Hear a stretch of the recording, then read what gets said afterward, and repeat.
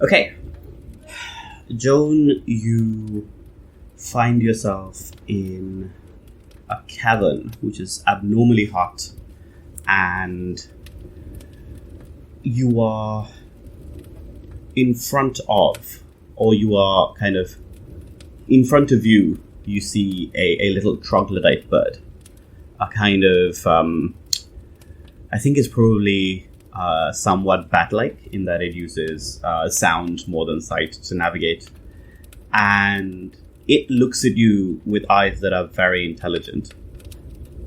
It belongs to a person that you may not know. I don't think you do. I don't think anyone apart from probably the highest echelons of House Ankuset know about, which is Avrad Ankuset, who is the most powerful sorcerer in Uduasha, and who has made his current life's goal the vigil of a door somewhere deep in the bowels of the well, where he watches a door that is made out of woven, ratty blonde hair.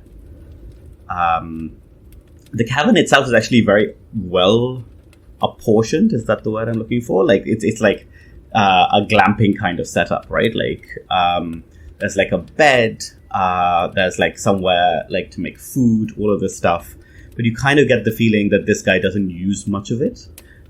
He seems to mostly like survive by like somehow transmuting the well's energy into sustenance for himself. And this bird has a it's flying towards you, and it drops a card from its beak. And you were earlier when the cards in Uduasha represented you. You were the chariot, right? Yes. So I think in this case, we see the card kind of like fall from the sky, and it's turning, front to back. And the front says the chariot, and we actually see you aboard a train, going into the distance. And you are in combat, probably with some horror, right? And then it turns to the back. What do we see? What does it transform into when it turns to the front again and the camera sees it? We see a riot. And it fills almost the entire frame of the card. And in microscopic detail in this riot we see faces, some familiar, some unfamiliar. Some almost familiar, almost Joan, almost the family, but not them. And rising above this riot, framed and in a way as to suggest that it is a destination, is a tower. Yeah. And this tower is not the well, right? This tower is No, I think this tower is not every tower. This tower is like the first of the Demon Princess's tower that was built in Uduasha, right? Mm-hmm. And we know that old Uduasha, the language that was spoken here, is based on Dutch. So, like, what is the word, do you think, at the bottom of that? Like, instead of... It's no longer the chariot, right? So, like, What is the caption there? I think the word that is there translates into riot crow. Nice. Yeah. So, we see that original Dutch word. Was it Oproerkraaier? Yeah, Oproerkraaier. Oproerkraaier, yeah. So we see that, but as it turns back again, and then it turns a third time, it turns into what you are now, because you are not that ancient thing which has unfortunately been almost completely supplanted by the Demon Princes and then the Empire.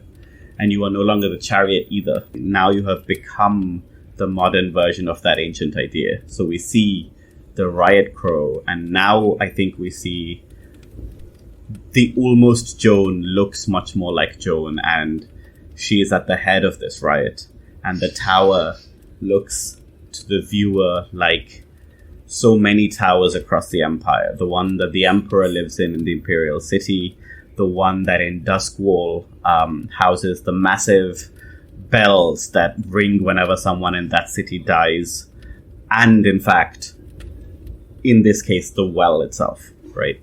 Because you are now possessed with a hunger to consume the fire, and that is why you're here, right? That is why I am here, slowly making my way to the center of the city. Yeah. As it falls to your feet, do you bend down to pick it up, or do you just, like, kind of walk over it? I just step on it. And there's, like, probably an ashy footprint left behind, because I imagine this place is very close to the Udu. So there's a lot of, like, heat and ash around, I suppose. Yeah, for sure. I imagine. Yeah. I think, like, the sorcerer's feet are, in fact, like, he's barefoot, and his feet are just, like, black with ash, right? And as you approach him, he speaks, and for a moment it's almost like the bird is speaking to you, because he has taken on, like, in his, like, years of research and years of, like, investigating all kind of, like, forbidden art and mystery, he's taken on some of the aspects of the Rakshasas, but he's taken it even further than the Rakshasas would, right? So, like, the bird and the bird is not his familiar. By now, actually, maybe they are both the same being.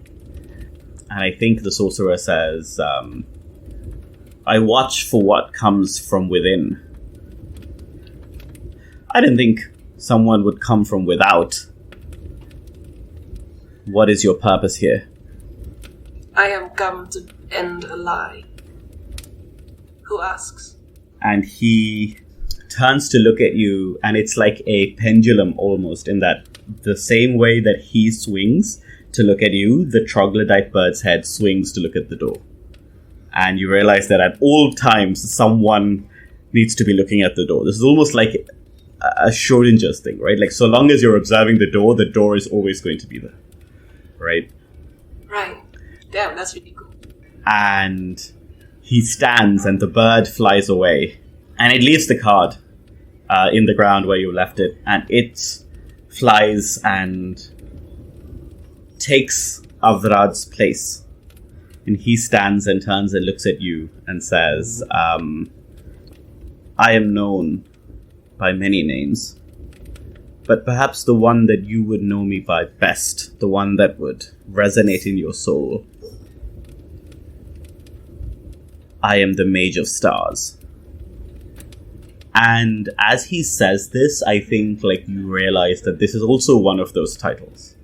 And it's weirdly, I don't think this is a major arcana. I think this is, like, in a version of this deck, which had stars as a suit rather than some of the other stuff that we've discussed, paper and gods and so on. Mm-hmm. He being the Mage of Stars is, like, him being the highest, like, rank in that suit. And the way that he says it, I think you get the feeling that, like, it makes him in some ways more powerful than being a named major arcana like the Hierophant. Alright. Who approaches the well? I am the firebreak. I am that which burns, so that the greater fire may not pass.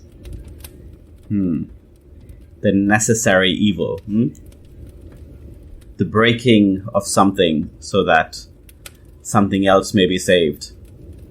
I can respect you, but that is not your name, is it? Riot Crow. I was called Joan, when that mattered. My parents named me Avrad. It matters no longer. What do you watch for beyond that door? What is so great and terrifying that you must keep your vigil here without end? He breathes out and says, within the well, there is no single god. Within the well is the idea that cannot be chained. It predates Uduasha, predates the Empire. It has been kept here since before the sun was in the sky. What has been chained within the tower is a thing of such impossible brilliance that if it ever leaves, no one will be the same again. And so it is my duty to prevent it from ever leaving. It has been the duty of others before. It will be the duty of others again. But I do not think you were led here for that purpose. She thinks for a moment. This seems to have clicked in her brain. Long ago, in a time before my memory, perhaps in a time before yours, they say in a time that only one truly remembers, there was also a door. Not a door to fire, but a door to darkness, to a kingdom of shades, the kingdom of the dead. Such was the terror behind that door.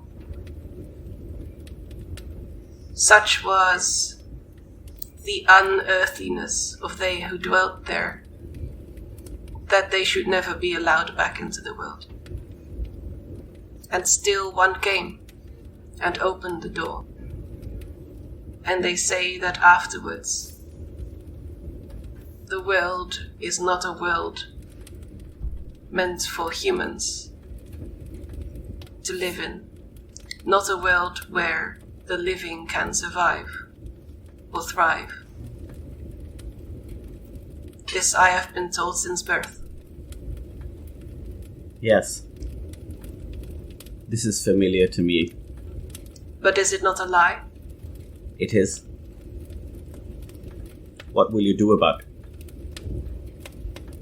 The thing that cannot live in the world as it has now become is not humankind. That much has been made clear to me. But the industry, the anvil on which humankind lies, the control of one man far away in his tower over all the known world, that is what is doomed to die. That is what is being protected by networks of trains, by walls of lightning, and by a fire that burns away the world in its modern true form. A fire that burns ghosts. A fire that upholds the semblance of a world long gone. And I think he blinks once and he says, and this is the first time you have seen him blink, I think. And I think you get the feeling that, again, I mean, this is a bit Doctor Who, but you can't blink because you can't take your eyes off the thing. But also, for him, it is like the most brief respite. It's the only thing that he can do to get a break from the fact that he's convinced if he takes his eye off something, it's gonna die. But you have to do something to survive it, right? Yeah. And he says, there are other things holding this in place. They say that when the fire first birthed a god, the first being to walk through a door that at that time was made of straw and cotton, it appeared in the form of a snake. A large, winged, flaming serpent, determined to grow forever, leaving its dead skin on the ground, polluting it. If you truly wish to attack the fire, you may enter the door. But if you seek to save humanity, you must first deal with what has already left the fire. But I think you already knew that, didn't you? So I think the conflict that appears here is that his words make absolute sense to her. And, I think he is speaking to something that she has been feeling for a long time and has been wanting to do something with for a long time. And he is giving her... He is showing her how she has been thinking wrong about it for a while. So in that way, he is perfectly poised to, send her back to the temple to deal with the snake. Because I think we all know which snake he is talking about. 100%, yeah.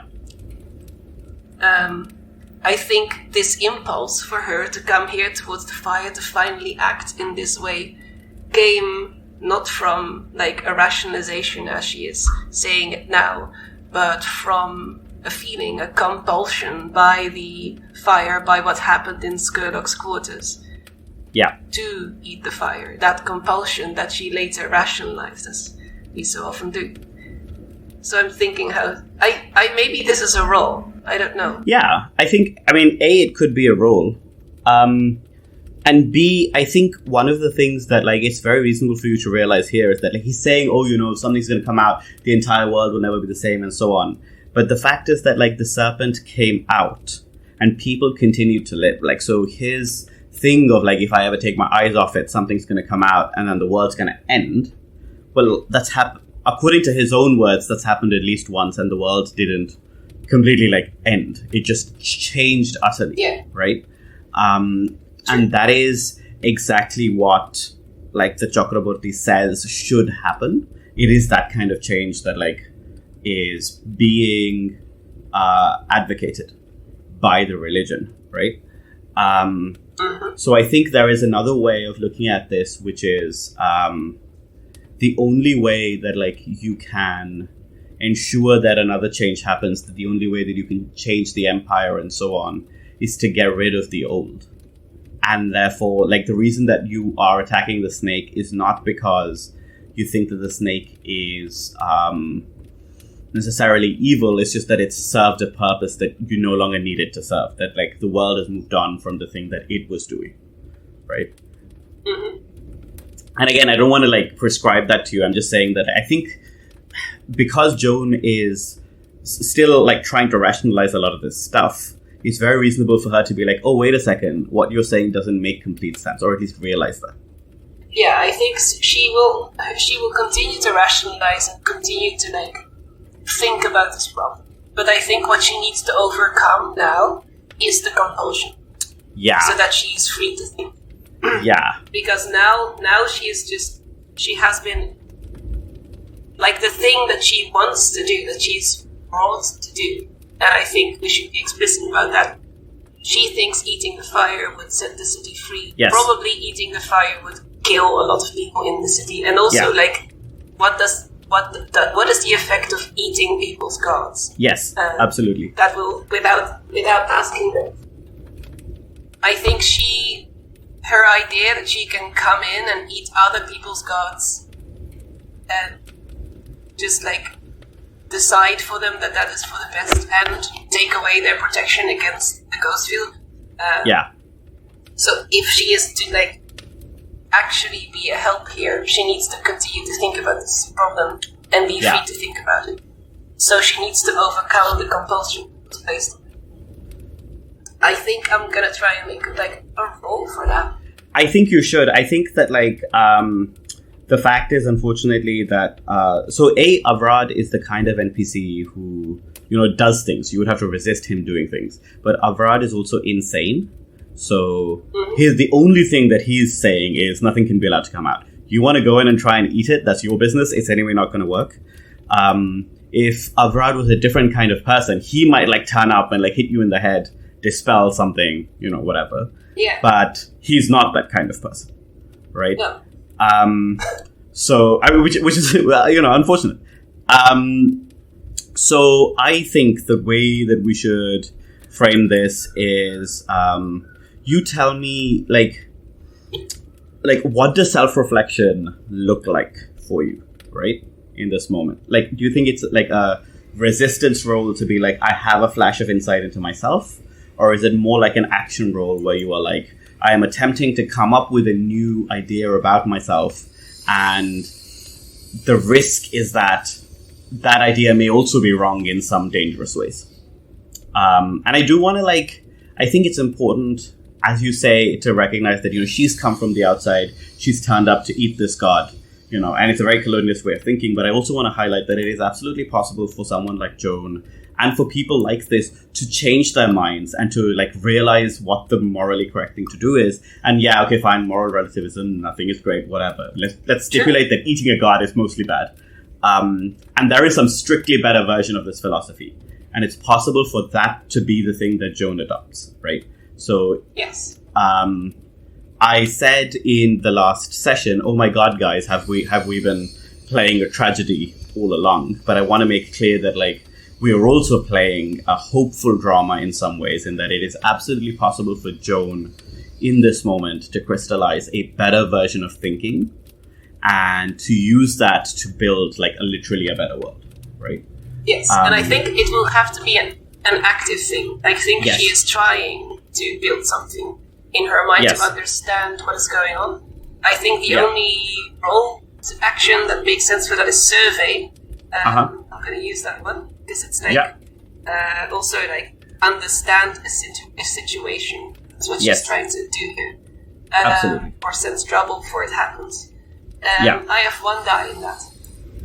So we're going to see. I think that you can get a die here for accepting. I think so far that you have not really internalized this Riot Crow business, right? You stepped over the card, he named you this, and then you said, but my name was Joan back when it mattered, right? And I think there is a devil's bargain here of saying, you know what, I will accept that I am this, this is who I've become now.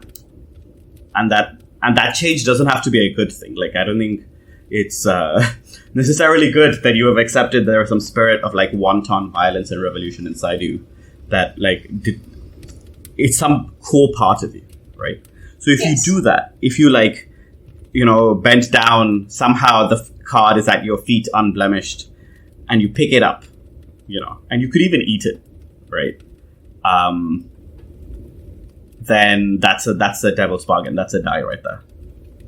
Yeah, sure. I think that's really cool. I'm gonna go with that. It tastes. What does it taste like?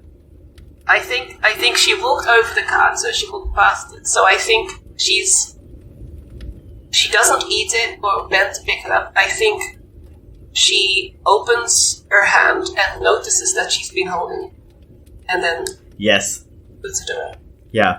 Yeah, absolutely. I'm trying to think. Unfortunately, I can only imagine textures here. And my instinct is to go to the opposite of what I think it should be, which is that if it's a card, it should be crispy. So maybe, I imagine that it's not. It's kind of the middle part of a cookie, right? It's kind of chewy. Cards are kind but in a very but if you eat paper, it becomes pulp. Yes, exactly. Yeah, and it's kind of satisfying in that way. But what kind of taste do you think it has? I don't know. Probably gunpowder.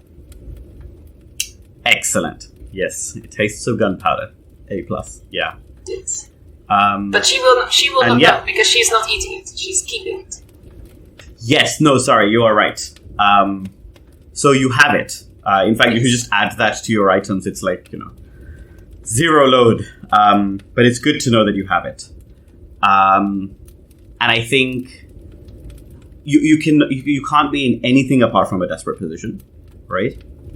But you have positioned yourself so well, and I imagine that like his argument has made like a really good impact on you. So like you're in a you can have great effect, and I think great effect here is you can change your mind about this. You can find in your self-reflection something new and revolutionary, right? Yes. Okay.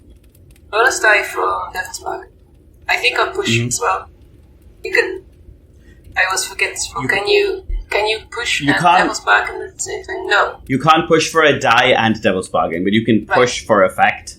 And I mean, I think extreme effect here would be interesting, and also pushing for effect suggests that you're trying very hard to like to make the best possible version of this even better, rather than trying to succeed at it as much as you can, right? Mm-hmm. All right, 2 dice. Yep. Desperate extreme. Like, there's a part of me that wants to give you more dice because I don't want you to fail, but I think we have to be true to the character and why she is. And the fact is, she's never been that good at surveying, so... Oh, yeah. And also, like, it's dramatic. Yes, it is dramatic. I'm tense, man. Yeah, Jesus. It's a 4. 4! Yes, it's not a fail. Look, I'm not gonna lie to you. Just so long as it's not a fail, right? Like, because I think if it was a fail, what I would have basically said is... You walk into that door, and the version of Joan that comes out, right? The version of like Joan who appears in that moment is not you anymore, really. Like it's like a player character, but you've been so utterly transformed by that fire that, like, you know. But with a 4, I think that let's first stipulate that with extreme effect, that in this moment you crystallize whatever the best possible version that we think of this philosophy could exist. You get that. No problem. Right? And by this I mean that, like, to some extent, you know, this is maybe the most obviously political thing that I've ever said on this on this podcast in this campaign, which is if you could act in the best possible way, knowing that, like, what your beliefs are politically, knowing what your experiences are historically, what would that be? I am happy for Joan to have that, right? Because I think that is what an extreme effect kind of means, right? But I think the desperate consequence is you are never going to let this card go. You are never going to consume it and internalize it in some way, you know, and work on changing it. And you are never going to cast it aside, decide that you will no longer be this person, choose a different path, right? This, unfortunately, this part of you is going to remain static. This conviction that you have that, like, some things just need to be burned down, some things need to be destroyed, and any amount of violence that you enact in that pursuit isn't even justified. It is morally good, right? That you should do that kind of violence, right? And again, and the reason that I don't think this is a contradiction in terms to what we were saying earlier is that I personally I'm not a pacifist, right? I think there are kinds of violence that are morally good. Against Nazis, this should be controversy free, but it's not. But let's just at least stipulate that you should be allowed to, like, punch Nazis, right? Yeah. But let's say that, like, in this case, the desperate consequence is that you are never going to move. If someone presents you with very clear evidence that some violence that you have undertaken or encouraged has resulted in genuine, like, suffering that you would otherwise recognize as genuine suffering, in this case you would be like, that's totally acceptable. And it doesn't take away in any way from what that action otherwise achieved. Right? Yes. And I think that's the consequence, but I think you should tell me what the extreme effect looks like. What is the good, like, what is the new understanding? I think the new understanding would be too broad to, like, say in words right now. Sure, that's absolutely fine. Yeah. Like, give me a vibe. Give me, like, a... Yeah, I'm gonna... Like an image or something. Yeah. I think she looks at the card again. Just before putting it away, and sees that this tower This tower now in her mind appears so great and so old and so built of so much time and so much material that she cannot imagine that the person marching at the front of the crowd could do anything against it in his own crowd. Yeah. It's a bit of a general vibe, but oh no, I know what you mean. Yeah, the effect, the physical effect is that she is going to walk away, and she's going to go home. In fact, I almost wonder whether, as you put the card back in, that, like we were saying, the person at the head of the crowd who was not quite Joan looks more like Joan. I think that maybe that changes back, right? Because now you understood that, like, the person at the head does not necessarily, is not morally better. It's not like leading it makes you a better person, right? Like, the point is the solidarity in the crowd. And so as you put it in your pocket, we see that like, sense of, I have to be the one to do this. I have to go and, like, eat this fire, free this city, and so on. That's gone, right? And you recognize that, like, a movement is about a community of people, and therefore it doesn't matter whether you're in the crowd on the street or whether you're doing logistics and supplies, whether you're doing organizing, whether you're writing something, creating art. Like, all of that is actually included in that moment. So the riot crow is not merely that one mob who turns up and destroys everything. It is everything, all of the effort that goes into that. Yeah, so that's great. And I think we see you turn around. We see Avrad kind of understand that you have turned away. And I don't think that he is... he doesn't react in any way that's, like, good or bad. He's not disappointed. He's not happy. He doesn't really care about you. But you have met the most powerful mage in Uduasha, right? And I think he says, in your time of utmost need, call upon the Mage of Stars, and I will answer. But be warned, I do not whisper. We are very long past the time for whispers. Thank you. And he turns around and resumes his vigil. And as he turns around, the bird looks back at you. And as you walk out, the bird flies.